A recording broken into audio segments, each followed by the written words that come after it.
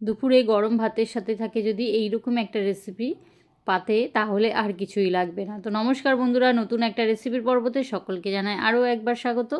আজকে বানিয়ে দেখাবো আপনাদেরকে সুন্দর একটা মৌরলা মাছের রেসিপি। মৌরলা মাছ কিন্তু খাওয়া কিন্তু আমাদের শরীরের জন্য খুবই ভালো।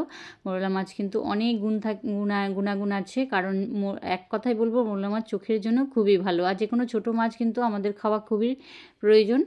তো এর জন্য রেসিপির জন্য প্রথমেই আমি মৌরলা মাছটা ধুয়ে পরিষ্কার করে নিয়েছিলাম। এখানে 200 গ্রাম মাছ আছে। তার সাথে নিয়ে নেবে এখানে ধনেপাতা কুচি, কিছু কাঁচা লঙ্কা, টমেটো, আদা লাগবে না, রসুনের পেস্ট, কাঁচা লঙ্কার পেস্ট। তার সাথে নিয়ে নিয়েছি এখানে আলু ঝিরি করে কেটে। তো এই উপকরণগুলো দিয়েই বানাবো আজকের এই রেসিপি।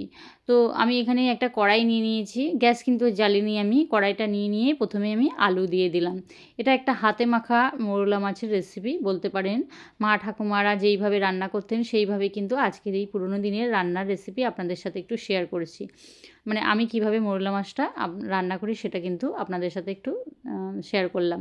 তো এখানে দেখুন প্রথমেই আমি আলু নিয়ে নিলাম কিছুটা পরিমাণে। এখানে দুটো মাঝারি সাইজের আলু ভাজার মতো কেটে নিয়েছিলাম। তাতে এবার পেঁয়াজ দিয়েছিলাম। এখানে বড় সাইজের দুখানা বড় পেঁয়াজ কিন্তু এখানে অ্যাড করেছি। তারপরে এখানে মৌরলা মাছটা দিয়ে দিলাম। মৌরলা মাছটা কিন্তু ধুয়ে ভালো করে পরিষ্কার করে নিয়েছিলাম, আমি আগেও বলেছি।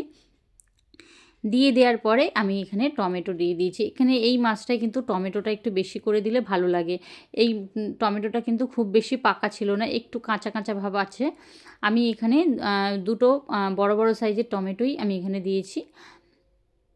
তার সাথে দিয়ে দিলাম এখানে রসুন পেস্ট এক চামচ, আর কাঁচা লঙ্কার পেস্টটা দিয়ে দিয়েছিলাম আমি এখানে বড় চামচের 1 চামচ। এবার পরিমাণ মতো লবণ এখানে অ্যাড করে দিলাম। মাছে কিন্তু লবণ মাখাইনি, এখনই দিয়ে দিলাম লবণটা। এবার দিয়ে দেবো হলুদ গুঁড়ো 1 চামচ, আর দিয়ে দেবো কাশ্মীরি লঙ্কার গুঁড়ো 1 চামচ, বড় চামচের আর এখানে দিয়ে দিচ্ছি ঝাল লঙ্কার গুঁড়ো অল্প পরিমাণে। কাশ্মীরি লঙ্কার গুঁড়োটা 1 চামচ আর হাফ চামচ দিয়েছিলাম, আর ঝাল লঙ্কার গুঁড়োটা দিয়ে দিলাম আমি এখানে 1 চামচ। এটা একটু ঝাল ভালো লাগে খেতে। ঝালটা এবার যে যার পছন্দ মতো, যে আপনারা সেক্ষেত্রে যেমন খাবেন সেই রকম দেবেন। আর এখানে কিছু কাঁচা লঙ্কাও আমি কেটে দিয়ে দিয়েছিলাম। মৌরলা মাছে কিন্তু কাঁচা লঙ্কা গোটা দিলে খেতে কিন্তু খুবই ভালো লাগে গরম ভাতের সাথে মেখে খেতে। তার সাথে দিয়ে দিলাম বেশ কিছুটা সর্ষের তেল আর এই মাছ মশলা সব একসঙ্গে কিন্তু মিলিয়ে মিশিয়ে মাখিয়ে নিতে হবে হাতের সাহায্যে। এটা হাতের ভালোবাসায় কিন্তু মাখিয়ে নেব। আর দুপুরবেলা পাতে যদি থাকে এই রকম একটা রেসিপি, কিন্তু দুপুরটা কিন্তু একদম জমে যাবে। তো মাছটাকে কিন্তু এইভাবে আলতো ছোঁয়ায় ভালো করে আস্তে কিন্তু মাখিয়ে নেব। খুব বেশি চেপে মাখবো না, তাহলে কিন্তু মাছটা নষ্ট হয়ে যাবে। আস্তে আলতোভাবে মাছটাকে ধীরে এইভাবে কিন্তু হাতের সাহায্যে একটু মাখিয়ে নেব। কারো যদি হাতে মাখাতে অসুবিধা হয় তাহলে চামচের সাহায্যে মাখলেও কোনো অসুবিধা নেই, চামচের সাহায্যে আপনারা মাখাতে পারেন। তো এইভাবে মাখিয়ে দিলাম। আর এবার এই মাখিয়ে দেওয়ার পরে আমি যেই একটু মশলাটা নিয়েছিলাম, সেই মশলা ধোয়া জল অল্প একদম সামান্য পরিমাণ, হাফ কাপের থেকেও কম কিন্তু হবে এই জলটা। একদম অল্প পরিমাণে জলটা কিন্তু অ্যাড করবেন। জল কিন্তু একদমই প্রয়োজন নেই, কারণ হচ্ছে মৌরলা মাছ, আলু, এগুলো টমেটো থেকে খুব কিন্তু জল বেরোবে। আবারও ওপর থেকে একটু কাঁচা লঙ্কা আর ধনেপাতা কুচি উপরে একটু দিয়ে দিলাম, দেখতে ভালো লাগবে আর খেতেও কিন্তু টেস্টি হবে এই ধনেপাতা কুচি। আর এই মৌরলা মাছটাই কিন্তু কাঁচা লঙ্কা কিন্তু খুব ভালো যায়, গোটা কাঁচা লঙ্কা একটু চিড়ে দিলে খুবই ভালো লাগে। এবার গ্যাসটাকে আমি জ্বালিয়ে দেবো, একদম হালকা আঁচটা কমিয়ে দিতে হবে। এইটা হবে একদম হালকা আঁচে, ধিমি আঁচে এই রেসিপিটা হবে। একটু ঢাকনা চাপা দিয়ে এটাকে কিন্তু হতে দিতে হবে। আস্তে হালকাভাবে কিন্তু এটা হবে, আর হতেই কিন্তু এর থেকে জল বেরোতে শুরু করে দেবে। দেখুন আমি এবার ঢাকনাটা খুলে দেখিয়ে দিচ্ছি, জলটা কিন্তু বেরোতে শুরু করে দিয়েছে, দেখতেই পাচ্ছেন আপনারা।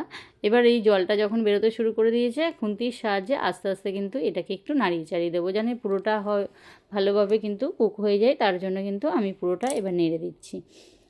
নাড়াচাড়া করে নেওয়ার পর একটু আবারও কিন্তু এটাকে ঢাকনা চাপা দিয়ে এইভাবে কিন্তু হতে দেবো। যতক্ষণ না এই জলটা পুরো টেনে শুকনো হয় ততক্ষণ কিন্তু এটাকে হতে দিতে হবে। এইভাবে এই পদ্ধতিতে কিন্তু হবে। আর ঢাকনা চাপা দিয়ে রেসিপিটা বানাবো, তাহলে কিন্তু আলু টমেটো সব কিন্তু সেদ্ধ হয়ে যাবে। এইভাবে হতে দেখুন খুব সুন্দরভাবে তেলটা কিন্তু ছাড়তে শুরু করে দিয়েছে। দেখুন চারিদিক থেকেই কিন্তু তেলটা ছাড়ছে, আর দেখতে কত সুন্দর হয়েছে দেখতে পাচ্ছেন। একদম পুরো একটা লোভনীয় মতো হয়ে গেছে। এইভাবে কিন্তু কখনো যদি মৌরলা মাছ আপনারা যদি বাড়িতে আসেন, হাতে মাখা এইভাবে ট্রাই করে দেখতে পারেন। মাছটা না ভেজে এইভাবে রেসিপিটা বানাবেন, তাহলে কিন্তু রেসিপিটা খুবই ভালো হয় খেতে। কখনো যদি না বানান তো এইভাবে বানাতে পারেন, বানিয়ে দেখতে পারেন। তো রেসিপিটা আমার কিন্তু হয়েই এসছে, আর বেশি সময় নেই। এবার গ্যাসটা অফ করে দিলাম, দিয়ে আমি পরিবেশন করে দেখিয়ে দিলাম। আজকের এই রেসিপি যদি ভালো লাগে অবশ্যই কিন্তু কমেন্টে জানাবেন, লাইক কমেন্ট শেয়ার দেবেন, আর চ্যানেলটাকে সাবস্ক্রাইব করে রাখার অনুরোধ রইল। এতক্ষণ ধরে ভিডিওটা দেখার জন্য আপনাদেরকে অসংখ্য ধন্যবাদ। দেখা হচ্ছে পরের কোনো রেসিপি বা ভিডিওতে। Thank you.